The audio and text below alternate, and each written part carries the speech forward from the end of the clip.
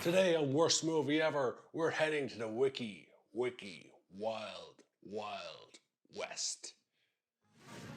Wicked wild, wicked wild, wicked wild, wild west.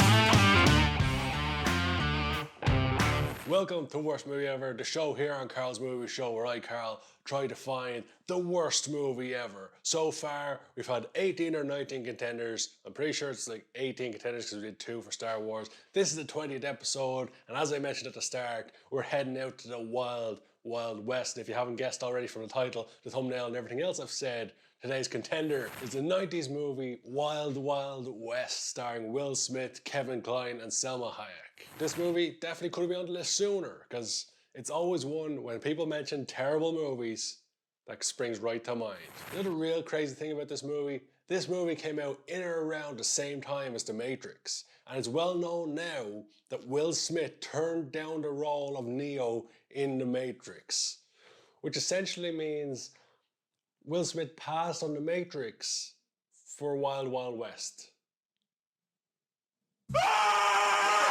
The movie is an action, comedy, sci-fi, western, which is a lot of categories all in one. Now, if you're unfamiliar with Worst Movie Ever, this is the show where, as I mentioned previously, we hunt down the worst movie ever. And generally, I run down the story and then leave it to the audience to decide if it is the worst movie ever. The current reigning, defending, undisputed worst movie ever so far is Star Wars The Last Jedi. If you don't know why, check out the video link right up here to find out why. There'll also be a link in the description. But can Wild Wild West take the title? So the movie, at the beginning, for the first like 20 minutes, it's fairly entertaining. Interesting visual right at the start. We see a man run through a field with a collar, a big metal collar, and all of a sudden, he's just had his head chopped off.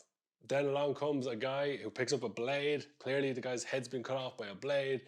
And you go, okay, interesting little start here. We're then introduced to Will Smith's character, who's a badass cowboy and clearly like a playboy at the same time. And later on, soon after, we find Kevin Kline. Both of which are going after this Confederate soldier, Confederate captain or general. And ultimately they end up in the same room with that general, and they find they're both going after the same guy. Long and short of it right there. So the foundations are laid of who the characters are. Then the 2 main characters go off and meet the President of the United States, which at the time in the movie was Ulysses S. Grant. This is where we find that Kevin Kline is a master of disguise, because, you know, that always worked out really well in the movie where a character plays multiple characters. That's never a bad thing.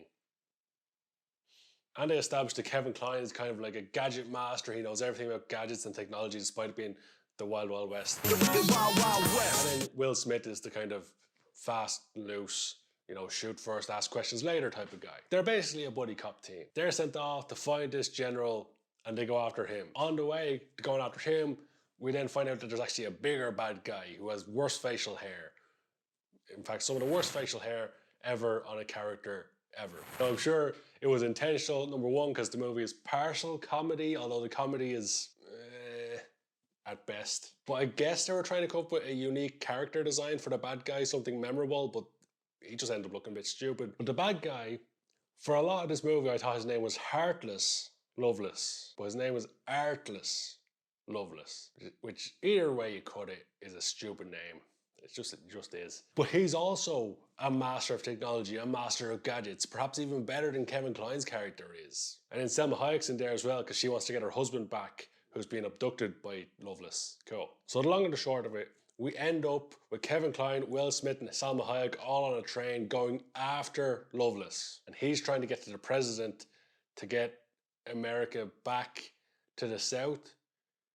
Something along those lines. And the movie potters along, not too much, too bad, but as the movie does wear on, it starts to get worse and worse and worse. Ultimately, we end up in a scene where the train carrying the protagonist travels through a tunnel. And once it does, a train comes down from behind it, which is Loveless's train, which has all his weaponry on it, and they attack the protagonist's train. This ends up in a, I guess, comical scene where Salma Hayek is panicking and she uses a sleep grenade bomb she's been told about on Will Smith by accident, and him and Kevin Kline end up with these steel collars we saw at the start of the movie stuck on their necks, and Loveless stealing their train, making some sexual innuendos, and taking Selma Hayek, and they speed off to go kill the president, I guess. But of course, like any good, terrible kids cartoon villain, the bad guy tells the good guy his plan, where he's going, and he leaves them in a position where they can't escape. Unless, you know, they have a brain. So Loveless heads off. Will Smith and Kevin Kline argue. They step outside the boundaries, and now a blade is shot out after them. They have to run. They have to escape from these spinning blades, which are going to cut their heads off like the first guy at the start of the movie. So they run off in different directions. They end up at either side of a ravine. They both jump off the ravine, and these two metal saw blades smash into each other and explode. Which raises so many questions. Like, why, when two saw blades hit each other, do they explode? That's my main question. Really, that's my only question. What's exploding? Because it's two pieces of metal. But this ends up with Kevin Kline and Will Smith ultimately falling into what only can be described as a pool of shit. That's what it looked like. And then we get the hilarious joke where Will Smith, stuck in place, has to sneeze, and he does a big wind-up of a sneeze, and he sneezes onto Kevin Kline, and Kevin Kline just says, "Bless you," while he's got stuff on his face.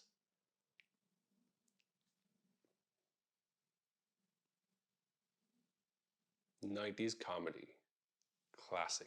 So the guys get out of their sticky situation, they get out of whatever shit they're in, and they end up standing face to face with these metal collars on, which they have told us are very strong magnets. So Kevin Kline comes up with the great plan to hit one with a rock to try break it open, and that ends up with the two collars stuck together, which proceeds to more terrible 90s comedy where Will Smith puts his foot on Kevin Kline's chest, his boot then gets stuck to Kevin Kline's neck, then they take the boot off. Will Smith, as he's going to get up, his head or his neck gets stuck to Kevin Kline's belt buckle for the, you know, hilarious visual of Will Smith on his knees in front of Kevin Kline. Then they separate, but they get pulled back together because of the magnets. And hilarious stuff happens.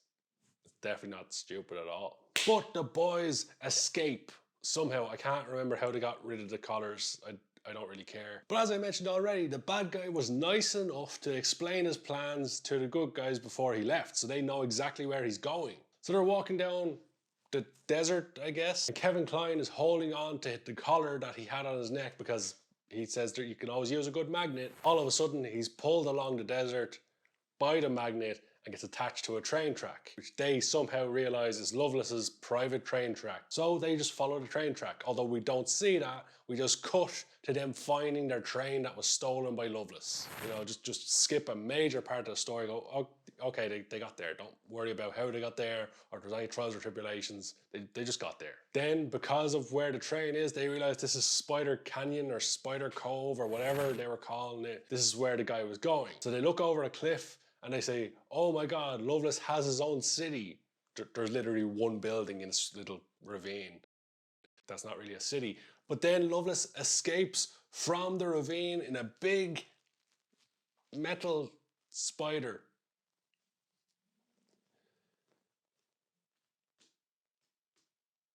Yeah, big metal spider. When we see Loveless clearly smile as he comes out of this ravine in a really weird, very bad CGI, 90s CGI scene. Just before it, we've seen Will Smith and Kevin Kline on the ground.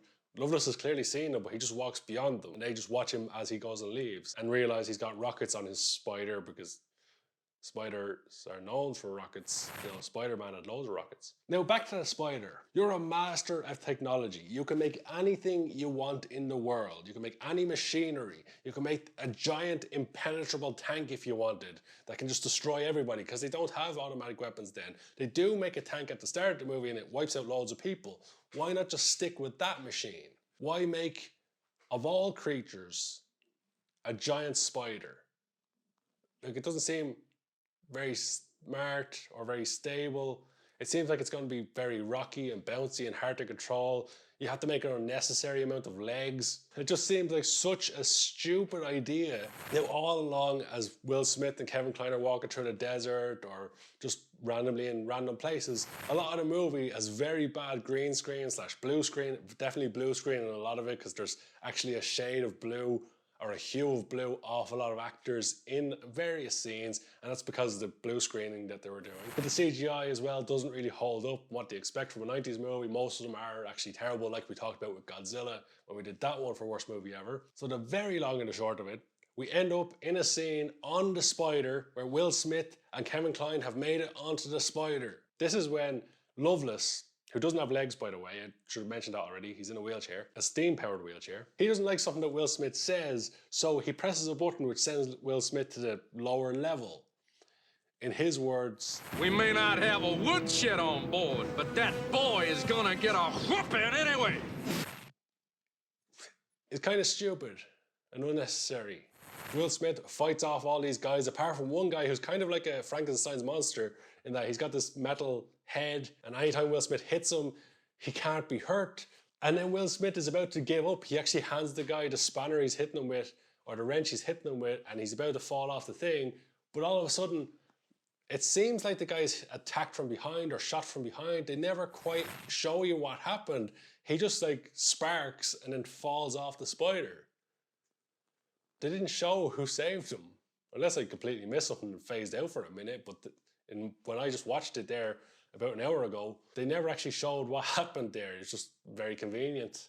The guy had like a brain aneurysm or something. But then Loveless decides he has to do it himself. So he takes on Will Smith and shows that he does have mechanical legs he can use. He has 4 of them, in fact, but then he loses those. And Will Smith ultimately ends up out on top. Loveless falls off the spider. We don't actually see him die, so technically he could have come back in a sequel. But that's it. They beat the bad guy. They saved the day.